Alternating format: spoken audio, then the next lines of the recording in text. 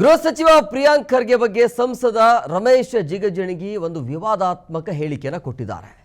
ಸಂಸದ ಜಿಗಜಿಣಗಿಯ ಕಚೇರಿಗೆ ಈಗ ದಲಿತ ವಿದ್ಯಾರ್ಥಿಗಳು ಅಂದರೆ ದಲಿತ ವಿದ್ಯಾರ್ಥಿ ಪರಿಷತ್ ಅವರ ಕಡೆಯಿಂದ ಮುತ್ತಿಗೆ ಆಗಿದೆ.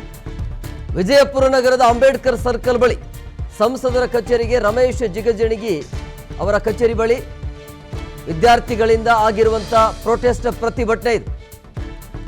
ಅಂದರೆ ರಮೇಶ್ ಜಿಗಜಿಣಗಿ ಅವರ ಹೇಳಿಕೆಯನ್ನು ಖಂಡಿಸಿ ಹೋರಾಟವನ್ನು ಮಾಡ್ತಾ ಇರುವಂಥದ್ದು ವಿದ್ಯಾರ್ಥಿಗಳು.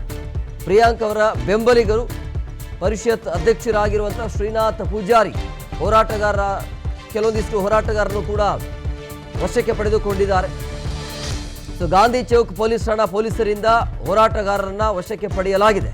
ಪ್ರಿಯಾಂಕ್ ಖರ್ಗೆ ವಿಚಾರವಾಗಿ ಅಂದರೆ ಈ ರಮೇಶ್ ಜಿಗಜಿಣಗಿ ಅವರ ಒಂದು ಸ್ಟೇಟ್ಮೆಂಟ್ ಏನು ಅಂತ ಹೇಳಿದ್ರೆ, ದಲಿತ ಮನುಷ್ಯನಿಗೆ RSS ಬಗ್ಗೆ ಯಾಕೆ ಬೇಕು ಅನ್ನುವಂಥ ಹೇಳಿಕೆ ರಮೇಶ್ ಜಿಗಜಿಣಗಿ ಅವರದ್ದು. ತಲೆ ಇದ್ದು ಮಾತಾಡ್ತಾರೋ ತಲೆ ಇಲ್ಲದೇ ಇದ್ರೂ ಮಾತಾಡ್ತಾರೋ ಗೊತ್ತಿಲ್ಲ.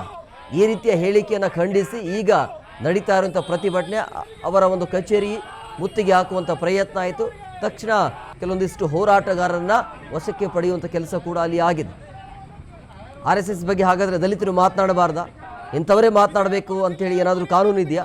ಮೊದಲು ನೀವು ರಿಜಿಸ್ಟರ್ ಮಾಡ್ಕೊಳ್ಳಿ. ಯಾಕೆ ರಿಜಿಸ್ಟರ್ ಮಾಡ್ಕೊಳ್ತಿಲ್ಲ ಅದಕ್ಕೆ ಉತ್ತರ ಕೂಡ RSSನವರ ಕೈಯಲ್ಲಿ ಇಲ್ಲ, ಕಾನೂನಲ್ಲಿ ಇಲ್ಲ. ಅದನ್ನು ಒಪ್ಕೊಳ್ಳೋಣ, ಮಾಡಲೇಬೇಕು ಅಂತೇನಿಲ್ಲ. ಬಟ್ ಯಾಕೆ ಮಾಡ್ತಾ ಇಲ್ಲ, ರಿಜಿಸ್ಟರ್ ಯಾಕಿಲ್ಲ? ಪ್ರಶ್ನೆ ಇರೋದು ಅವ್ರದ್ದು, ಅದಕ್ಕೆ ಉತ್ತರ ಇಲ್ವೇ ಇಲ್ಲ ಬಿಜೆಪಿ ಕಡೆಯಿಂದ, RSS ಕಡೆಯಿಂದ.